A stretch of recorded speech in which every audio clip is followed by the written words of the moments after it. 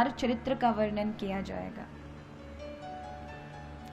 पहले तो समझें कि भगवान अवतार क्यों लेते हैं और अवतार भगवान को लेने की क्या आवश्यकता पड़ी, और दूसरा ये जाने कि अवतार में और हमारे जन्म में क्या अंतर है।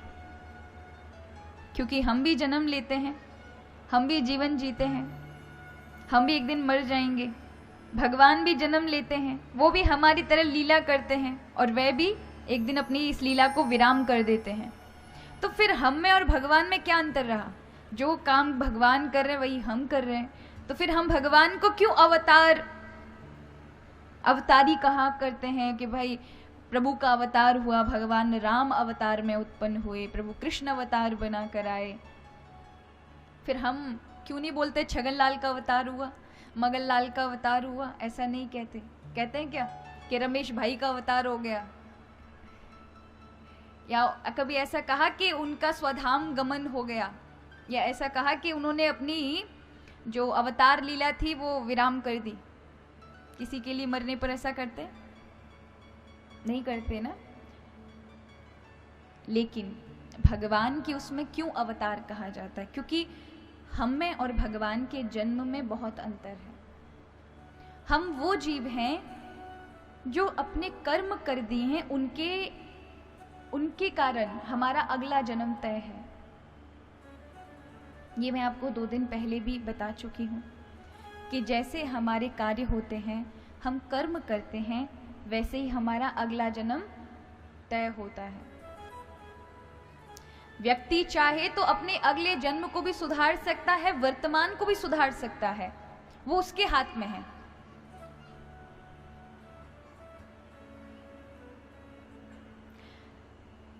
तो हमारा जैसे कार्य होते हैं वैसे ही हमारा अगला जन्म होता है। लेकिन हम अपनी इच्छा से जन्म नहीं ले सकते कि नहीं भैया हमें तो टाटा बिरला के यहाँ पैदा होना है। हो सकता है? नहीं। अगर हम ऐसे, हमारी इच्छा नहीं है कि भाई जो सबसे खरबपति हो, अरबपति, करोड़पति हो, टूंडला के अंदर बाके घर पैदा करियो भगवान, ये जबरदस्ती हम तो उनके यहाँ जाएंगे जो सबसे पैसे वाला होगा, उनके यहाँ जन्म लेंगे। तो ऐसी हमारी इच्छा चलने वाली नहीं है भैया। जैसे हमने कार्य किए, कर्म किए, वाक्य अनुरूप ही माता पिता मिलेंगे हमको, वैसे ही लोग मिलेंगे। अब ये नहीं है कि कभी अपने जीवन से दुखी हो जाओ तो सोचो अब बस ये जीवन, कभी कभी आता है ना, ऐसे भी समय आ जाता है, कभी कभी ऐसी परिस्थितियां आगे खड़ी हो जाती है कि इंसान को लगता है, कभी तो वो मुस्कुराता है, वाह मेरे से समान कोई सुखी नहीं, कोई चीज उसे मिल जाए। और कोई चीज अगर ना मिली और दुखी कर गई तो वही कहता है कि ये जीवन से फायदा ही नहीं है, इससे अच्छा होता ये ना होता। दुखों को देखकर, पारिवारिक परिस्थितियों को देखकर, जीवन की परिस्थितियों को देखकर कभी कभी मन में आता है कि मर जाएं, ये जीवन बेकार है, कुछ नहीं है, सब दुख का भंडार है, ऐसा सोचते हैं। लेकिन आपके इतने भर कह लेने से कि मेरी मृत्यु हो जाए, आपकी मौत नहीं आने वाली जब तक कि वहां से नहीं लिखी है।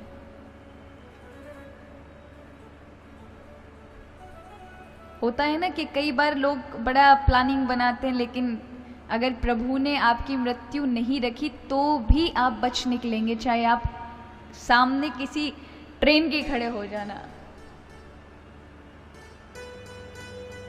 जिसका जितना जीवन है उतना ही वो जिएगा, चाहे उसको तड़प कर जीना पड़े, चाहे सुख से जीना पड़े अथवा दुख से जीना पड़े।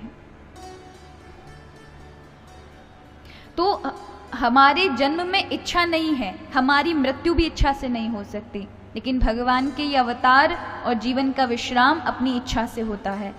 जब वह आते हैं तो शास्त्रों में पहले ही लिख दिया जाता है या पहले ही उद्घोषणा हो जाती है, जब पृथ्वी बार बार भगवान के पास जाती है अवतारों के समय, कि प्रभु अब आइए, बहुत अधर्म बढ़ गया, आप धर्म की स्थापना करने के लिए आते हैं, मुझ पर बहुत अधर्म हो रहा है, अब आप अवतार लेकर आए। तो फिर क्या होता है, भगवान पहले से बता देते दशरथ के यहाँ पैदा होने वाला हूँ, या वसुदेव के घर में पैदा होने वाला हूँ, वसुदेव ग्रह साक्षात भगवान पुरुषा परः, मैं आ रहा हूँ वसुदेव के घर। कब कह दिया था? जब देवकी का बेचारी का जन्म भी नहीं हुआ था, तब कह दिया था महाराज कि तुम सब देवता जाकर के जन्म लो, मेरा अवतार होने वाला है। और जब लीला को विराम करना होता है तब प्रभु जब मन में ठान ले कि अब लीला विराम, उसी समय लीला विराम हो जाती है, विश्राम कर जाती है। हम जो जीवन जीते इसमें हमारी इच्छा नहीं है, क्योंकि चाहते तो हम बहुत कुछ है, लेकिन वो चाहना सारा का सारा हमारा पूरा नहीं होता, क्योंकि यहाँ कर्म शक्ति का बड़ा प्रबलता है कि आप जो कार्य करेंगे वही आपको प्राप्त होगा।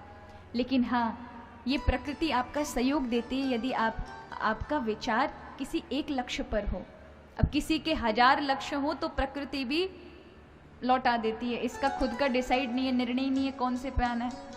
अब होता है ना, कभी आपको कहीं किसी, अब यहाँ लौकिक संसार में भी अगर आप देखें, अगर किसी को अपना ट्रांसफर कराना है कहीं पर, तबादला करवाना है, तो किसी मंत्री को जानता होगा तो अपना लेटर लेकर जाएगा और कहेगा कि साहब मुझे यहाँ अच्छा नहीं लग रहा, तो आप मेरा कहीं भी तबादला कर दीजिए। वो पूछे कौन सी जगह करूं, तो कि नहीं आपकी अच्छे, जो भी आपकी मन की मर्जी हो वहां कर देना। अब तो बेचारा आदमी फंस जाएगा ना, कौन सी जगह इसको पसंद है। अगर वो सीधा सीधा कह दे महाराज मैं पानीपत का रहने वाला या मैं टूंडला का रहने वाला हूं, मुझे वहीं भेज दो, वही मेरे घर के वहां पर ही हो जाए, तो उसको बस एक कलम लगानी पड़ेगी और तुरंत आपका तबादला भी हो जाए। लेकिन जब आप ऐसे असमंजस में छोड़ कर आएंगे ना महाराज, वो आपके ऊपर, तो वो सोचता है कि ठीक है देखेंगे, चलो रख जाओ, मन से सोच कर बताएंगे कहाँ करना है, तो फिर आप खिसक जाओगे, आपका लक्ष्य प्राप्त नहीं होगा आपको।